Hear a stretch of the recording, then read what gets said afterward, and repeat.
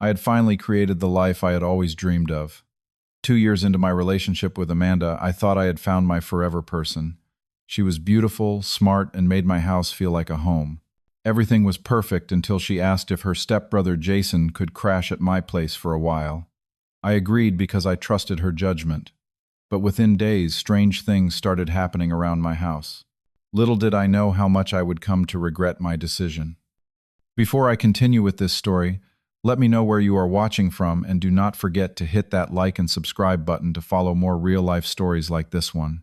Trust me, you will want to stick around for how this nightmare eventually ends. My name is Randall, and at 32 years old, I had built a pretty good life for myself.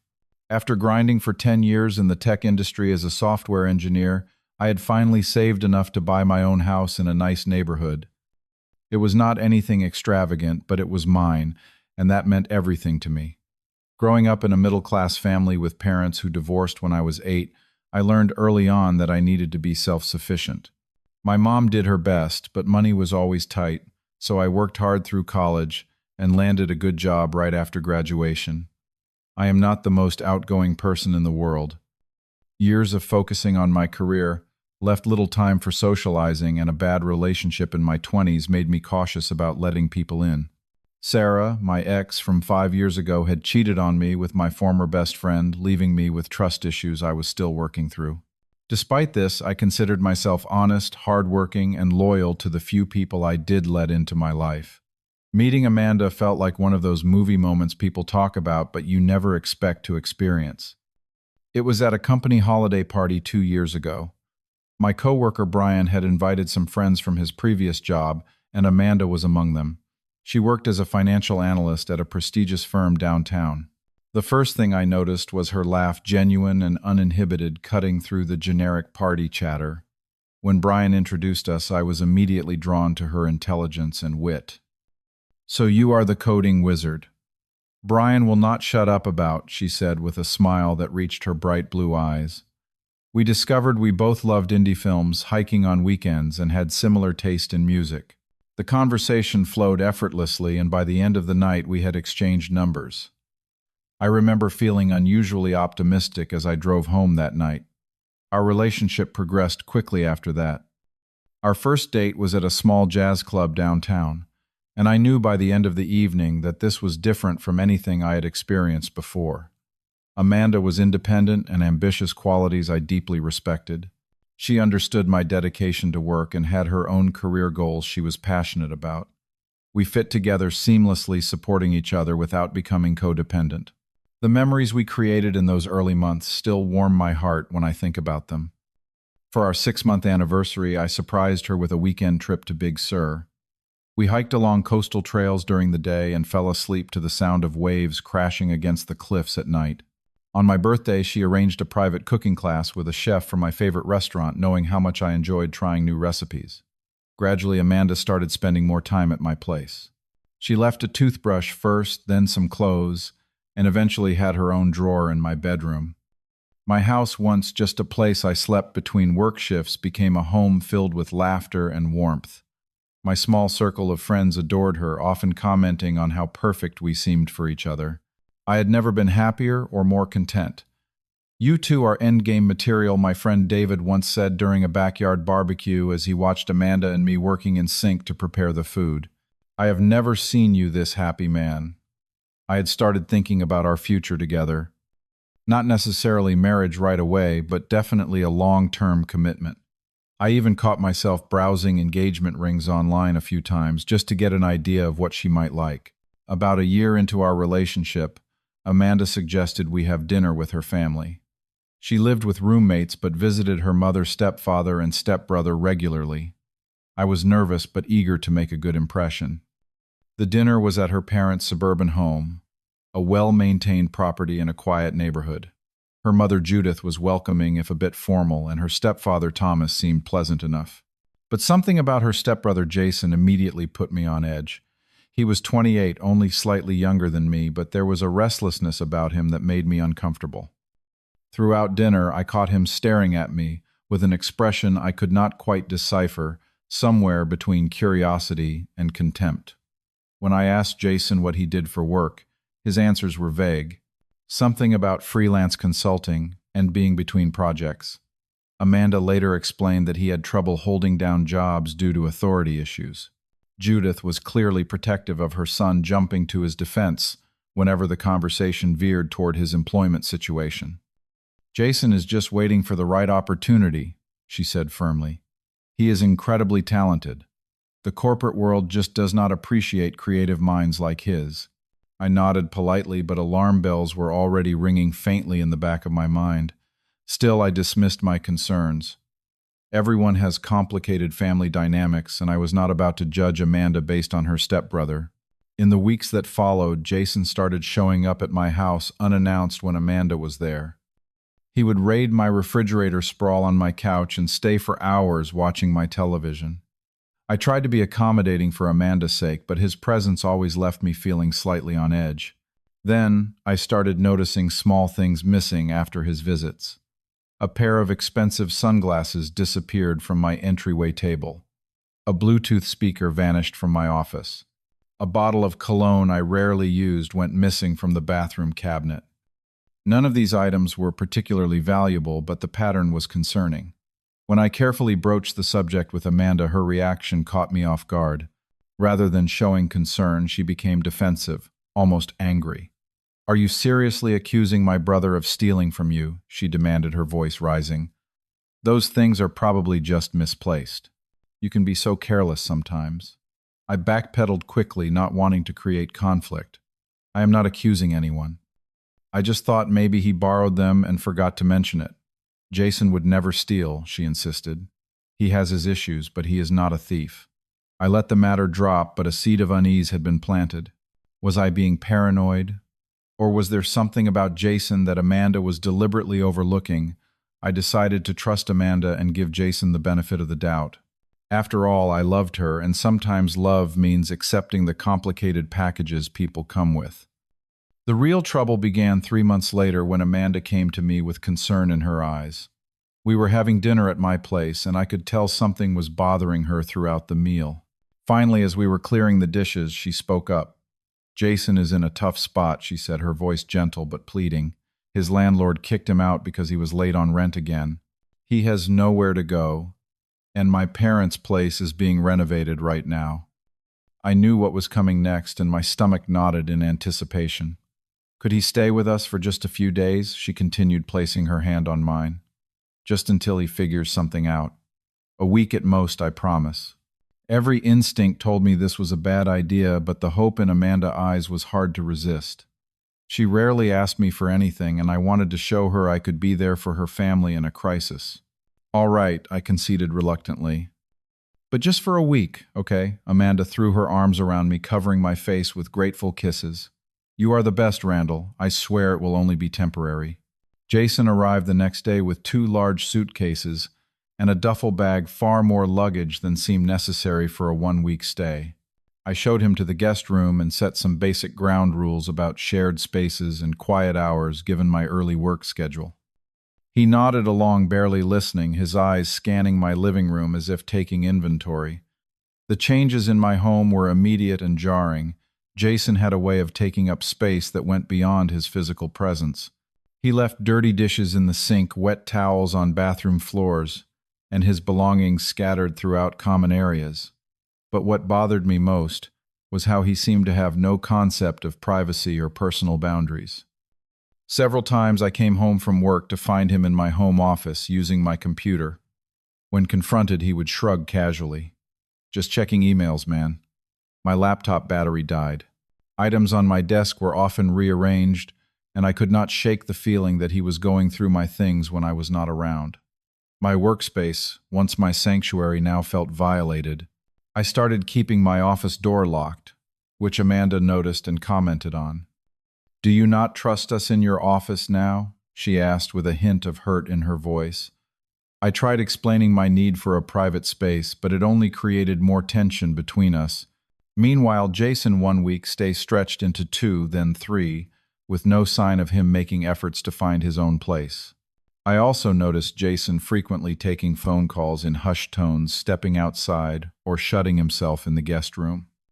When anyone walked by, he would abruptly change the subject or end the call.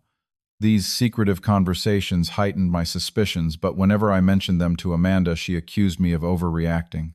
"He is probably talking to potential employers," she would say dismissively. "Stop being so paranoid." By the 1 month mark, my patience was wearing dangerously thin. The relaxed atmosphere that once defined my home had been replaced by constant tension. Amanda and I were arguing more frequently, usually about Jason and his extended stay. Our romantic evenings had become rare as Jason always seemed to be hovering nearby. Then came the business trip that changed everything. My company sent me to Chicago for 3 days to meet with important clients.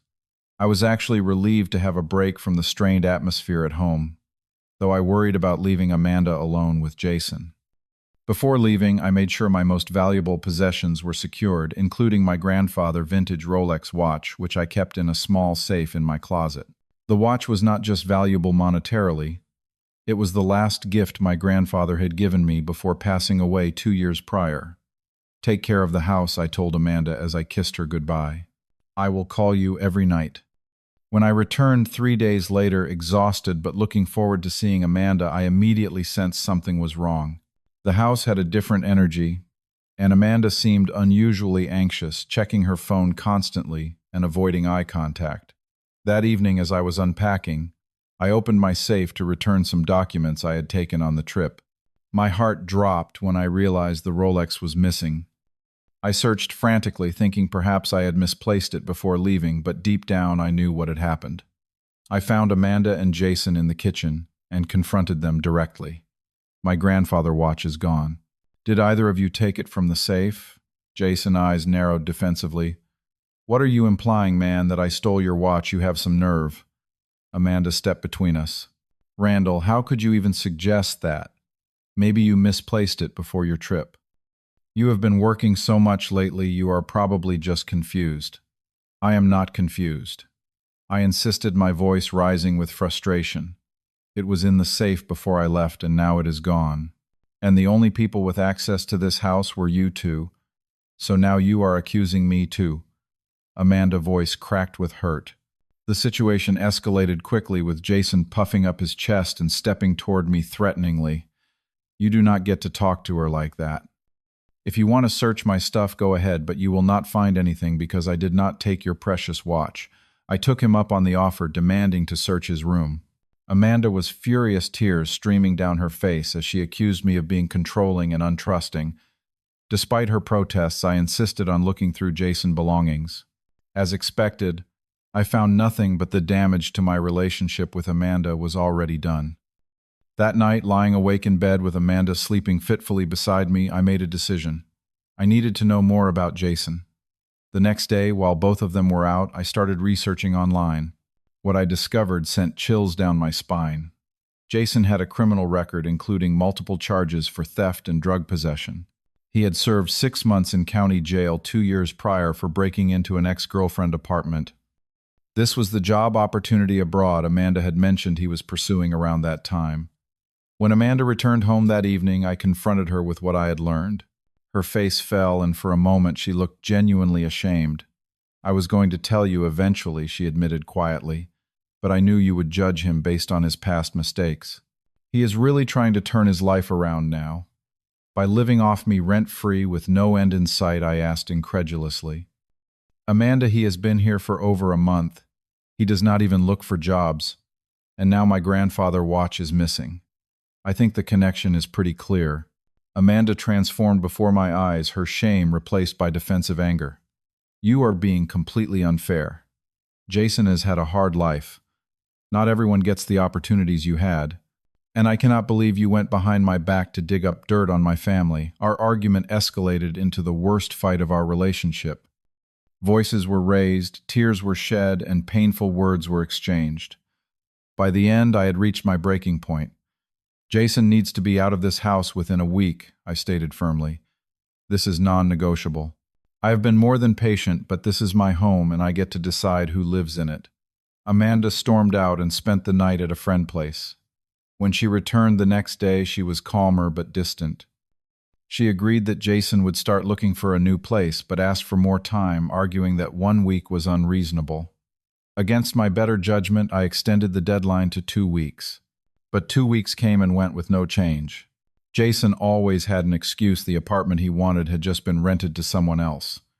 He was waiting on a job offer before committing to a lease.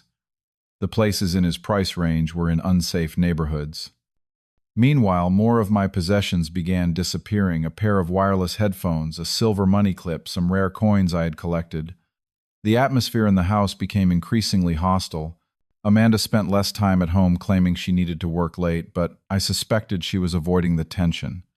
As my frustration grew, I made another decision that would ultimately expose the truth. While Amanda and Jason were out one Saturday, I installed small security cameras in the common areas of my home.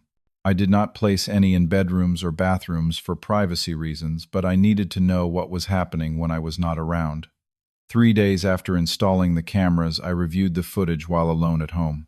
What I saw shattered whatever trust I had left. The recordings showed Jason systematically searching through my belongings when I was at work. In one clip, he was clearly trying different combinations on my safe, painstakingly working through potential codes. Even more devastating, another recording showed Amanda helping him search through my home office drawers. Their conversation, captured by the camera audio, was unmistakable. "Did you check the bottom drawer?" Amanda asked, keeping watch at the doorway. "Yeah, nothing valuable there," Jason replied, moving to the bookshelf. "You said he might have cash hidden in some of these books. He mentioned keeping emergency money somewhere in the office. Keep looking." I sat frozen in front of my computer, watching the two people I had welcomed into my home, methodically violating my trust. But the worst was yet to come.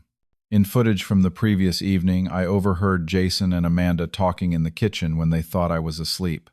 "How much did you get for the Rolex?" Amanda asked in a hushed tone. "Only $4,000, Jason replied. "Could have gotten more, but I needed cash fast." Tony was getting impatient about the money I owe him. "You promised we would split whatever you got," Amanda reminded him. "And we will. As soon as I pay Tony off, the rest is yours. You have been solid helping me out here." My world collapsed around me. Not only was Jason stealing from me, but Amanda, the woman I loved and trusted, was actively participating in the theft. They were partners in this betrayal. I waited until they were both home that evening. With a cold calm that belied the storm raging inside me, I connected my laptop to the television and played the footage for them. "I think we need to talk," I said simply as the video began to play. The color drained from Amanda's face as she watched herself on screen, caught in the act.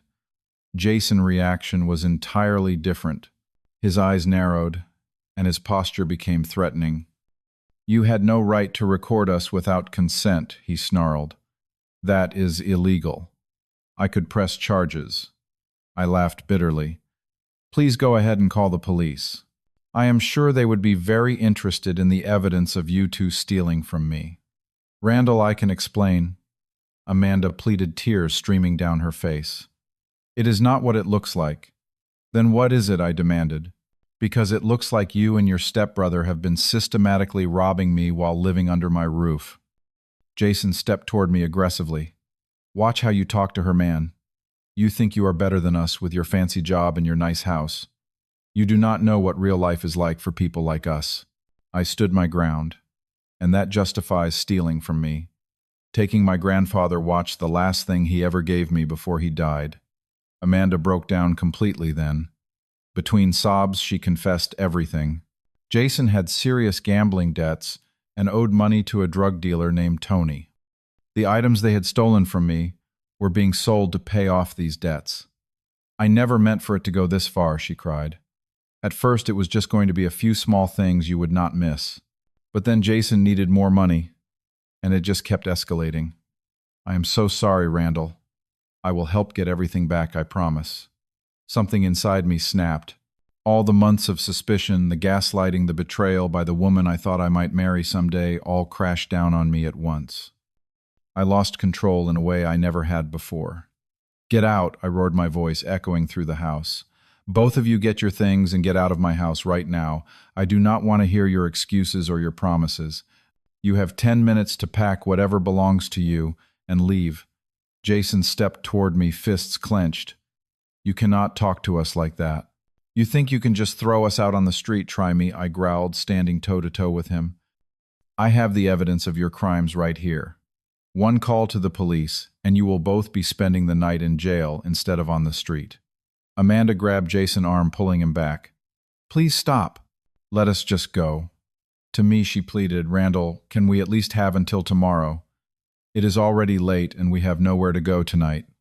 That is not my problem, I said coldly. You should have thought about that before you decided to rob me blind. 10 minutes or I call the police.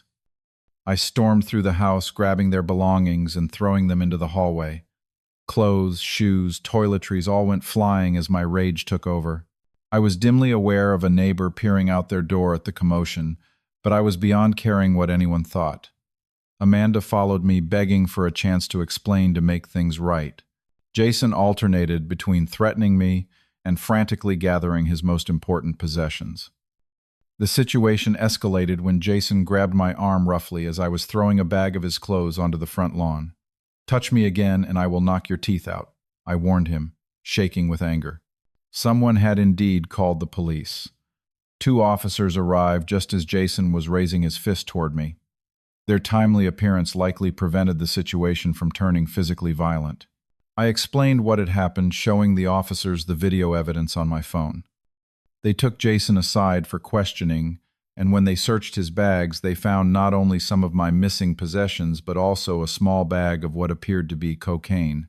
Jason was handcuffed and placed in the back of the police cruiser. Amanda stood on my front lawn, mascara streaming down her face, looking utterly defeated. Please do not press charges, she begged. I will make this right, I swear. I will get your grandfather watch back. I looked at the woman I had loved, now a stranger to me. Give me your keys, I said flatly, extending my palm. With shaking hands, she removed my house key from her keyring and placed it in my hand.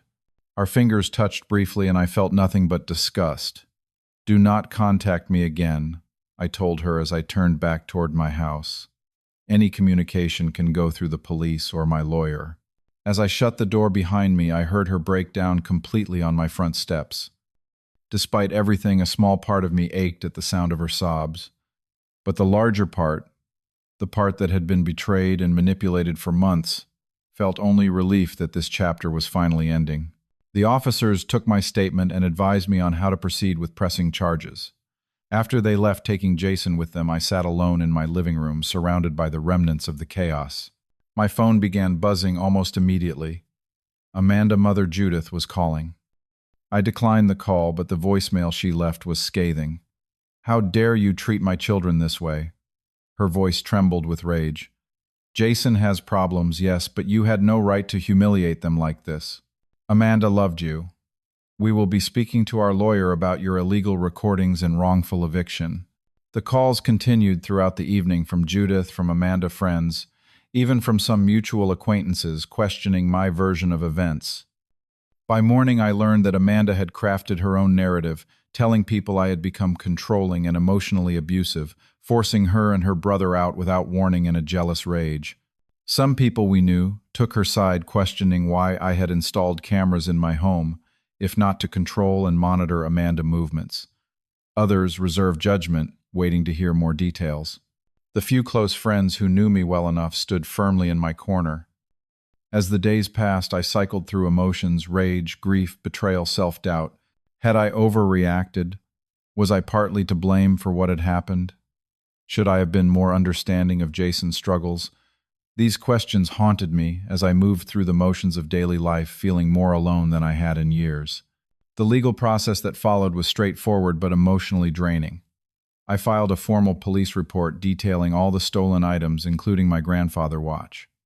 The video evidence was irrefutable, and Jason's previous criminal record did him no favors with the authorities. Many of my stolen possessions were recovered from local pawn shops where Jason had sold them. Each item had his fingerprints and could be traced back to specific pawn transactions he had made. My grandfather's watch, however, remained missing, apparently sold to a private collector through channels that were harder to trace. Despite the threats from Amanda family, their legal options were limited in the face of the evidence. Jason was charged with theft and possession of controlled substances, eventually accepting a plea deal that resulted in a 14-month prison sentence. Amanda faced lesser charges as an accomplice and received probation along with a court order to pay restitution for the items that could not be recovered. She sent a handwritten letter of apology that arrived 3 months after that fateful night. I read it once and then shredded it without responding. The aftermath of betrayal leaves wounds that do not heal easily.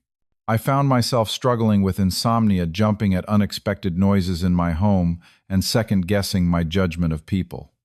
My therapist suggested I join a support group for victims of relational abuse, which initially I resisted. The term abuse seemed too strong for what I had experienced. But after attending a few sessions, I recognized many patterns in my relationship with Amanda that fit the definition of emotional manipulation. You ignored red flags because you wanted to believe in the relationship, my therapist pointed out gently. That does not make you foolish, it makes you human. The important thing is that you eventually trusted your instincts and stood up for yourself. Slowly, I began rebuilding my life. I installed a comprehensive security system in my home, not out of paranoia, but for peace of mind. I focused on my work, taking on challenging projects that had previously intimidated me. I reconnected with old friends I had neglected during my relationship with Amanda, and gradually my support network strengthened. 6 months after the incident, I received a package in the mail. Inside was my grandfather Rolex, accompanied by a short note from Amanda. It took everything I had to track this down and buy it back. I know it does not make up for what happened, but I needed to do this. Goodbye, Randall. I held the watch in my hands, feeling its familiar weight and remembering my grandfather's wisdom. A man time is precious, he had told me when he gave me the watch. Spend it with people who value you. I had failed to honor that advice with Amanda, but I would not make the same mistake again. Today, nearly a year later, I am in a better place. I have established clear boundaries in all my relationships and learned to trust my instincts when something feels wrong. I have discovered that self-respect must be the foundation of any healthy relationship, and that love without respect is merely dependency dressed in prettier clothes. Sometimes I still wonder if I could have seen the warning signs earlier or handled the situation differently when it all came crashing down. But then I remind myself that my reaction, while intense, was justified. I stood up for myself when I needed to, and that moment of confrontation, though painful, was necessary for my healing. So I ask you, where do you draw the line between trust and blindness in relationships? When does supporting someone cross over into enabling destructive behavior? And would you have had the courage to put yourself first in a similar situation? I would love to read your thoughts in the comments below. If this story resonated with you, please give it a like and share it with someone who might need to hear it. Do not forget to subscribe for more real-life experiences and lessons learned the hard way. Thank you for listening to my story. Remember, sometimes the hardest decisions are the ones that ultimately set us free. Take care of yourselves and, most importantly, trust your instincts even when your heart tries to silence them.